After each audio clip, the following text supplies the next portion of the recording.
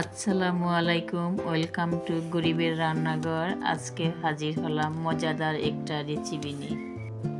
লাচ্চা সেমাই রান্না যেমন সহজ, খেতেও তেমন সুস্বাদু ও মজাদার।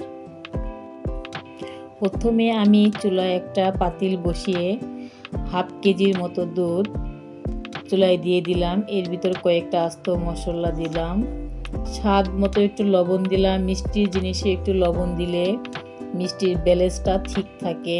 এর ভিতর দিয়ে দিলাম হাফ কাপের একটু বেশি চিনি। এর ভিতরে ভেজে রাখা বাদাম আমি ধুয়ে পরিষ্কার করে দিয়ে দিব। ভালো করে দুধটা ফুটিয়ে নিব। বেশি করে জাল করলে দুধের কালারটা ব্রাউন কালার আসলে এর ভিতরে সেমাইটা ভিজালে খেতে অনেক মজা হয়। দেখতেই পাচ্ছেন দুধের কালারটা ব্রাউন কালার হয়ে আসছে। এখন আমি একটা বাটিতে সামান্য একটু লাচ্চা সেমাই দিব।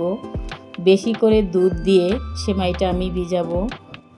দেখতেই পাচ্ছেন আমি কতটুকু সেমাই নিয়েছি। এর ভিতর আমি হাফ কেজি দুধ জাল করা পুরোটা দিয়ে দিব। দিলে মনে হবে যে সেমাইটা খুব পাতল, কিন্তু তা নয়। 5 মিনিট ঢেকে রাখলে সেমাইটা দুধের সাথে অ্যাডজাস্ট হয়ে যাবে। দেখতেই পাচ্ছেন পুরো দুধটা সেমাইয়ের সাথে কিভাবে অ্যাডজাস্ট হয়েছে। মিষ্টি জাতীয় জিনিস ফ্রিজে রেখে 20 মিনিট পর খেলে এর টেস্টটা দারুণ হয়, তাই আমি 20 মিনিট ধরে ফ্রিজে রেখেছি। এভাবে মিষ্টি জিনিস ঠান্ডা করে খেলে বুঝতেই পারবেন এর স্বাদটা দ্বিগুণ বেড়ে যায়।